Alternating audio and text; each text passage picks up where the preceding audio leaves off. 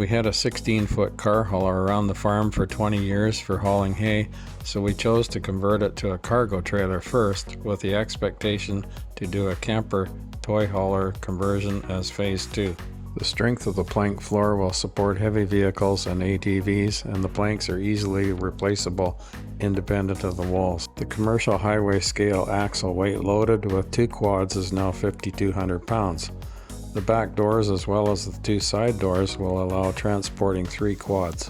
The project began by removing the original fenders and fabricating stronger diamond plate 0.125 inch walk-on fenders, and also removable as an added feature.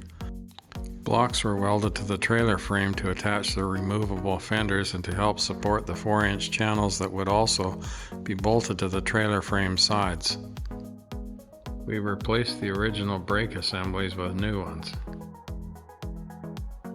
The 3,500 pound 4-leaf springs were replaced with 6,000 pound 5-leaf springs. The 205/75/15 load range C tires were replaced with 225/75/15 load range E tires. The deck of the trailer was widened by adding a 4-inch channel to each side that the 2-inch walls sit on, netting an inside width of 87 inches, allowing 2 42-inch quads side by side. The welded steel cargo frame, unlike wood, will not twist and stress over rough roads. The metal studs are 1 by 2 inch by 0.100 steel, and the corners are 2 by 2 inch by 0.125 inch steel. There are several nuts welded inside the stud tubes to provide bolt downs for various removable equipment.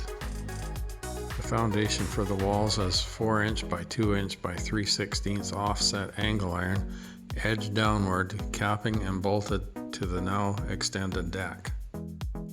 The tongue of the trailer was made significantly stronger, while at the same time adding a 12-inch modified V-nose, resulting in a 17-foot deck.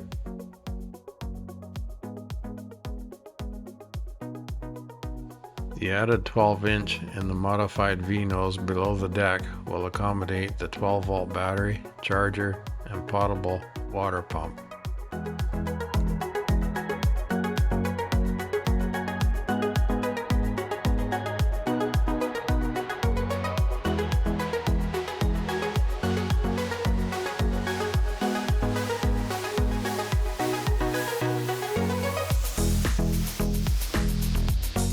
The top full-length 2x8 truss beam will allow the whole cargo unit to be detachable and removable by the corners from the flat deck trailer. The roof rafters are 1 3/4 square tube at 48-inch centers with longitudinal flat bar understrapping to support wood rafters mid-span on 16-inch centers, providing a walk-on roof. The aluminum sheeting was purchased from Samuel & Son. The packaging was incredible. All came on a 16-foot pallet, paper between each sheet, cardboard between sizes, and wrapped with a tarp. The pricing was hugely cheaper than other places, but you must order at least $500. Very pleased with this company all around. I cut the aluminum with a Miller plasma torch and flapper disced the edges. For bending the aluminum sheets, it was all done with a 5-foot sheet metal brake, which can handle 48 inches wide of 0.063, but can only bend 24 inches wide of the diamond plate 0.100 inch. Wood studs were framed between the steel studs and attached with self-drilling bolts. A 2x6 was ripped into 3 to get 1.5 by 1 3/4 studs. The inside 1/4 inch plywood walls screwed to the 1 3/4 studs total 2 inch thick and sit flush within the steel stud. The insulation will be 1.5 inch Duroform board that has aluminum foil on one side and green poly film on the other side. $23 for a 4x8 sheet at Home Depot.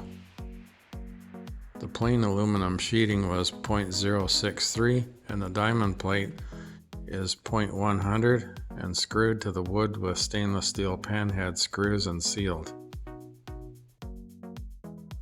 For the step transition between the top aluminum and the bottom diamond plate, a stepped narrow strip was formed with a Princess Auto bead roller. The doors were framed with 1 by 2 inch by .100 tube, gusseted on the corners, steel plates for hinge mounting, and wood studs to say wait. Notches in the frame were cut to accept the door latches. The Bauer door latches were from Amazon, and a locksmith keyed them all alike. A lockbox was installed over the rear additional household deadbolt to protect from the elements.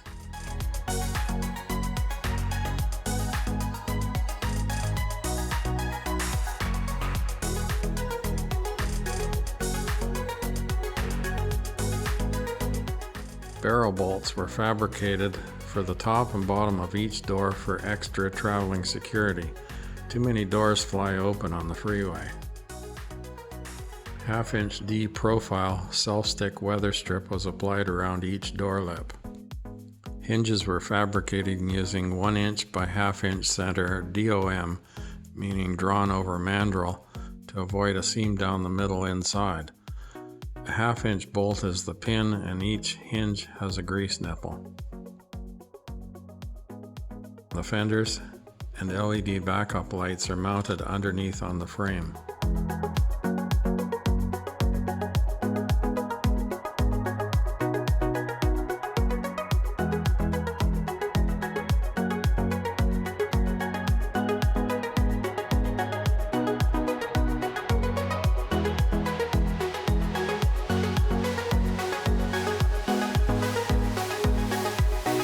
Lights are LED lights, and 4 LED backup lights were installed underneath the frame with a manual switch at the tongue for isolated general use.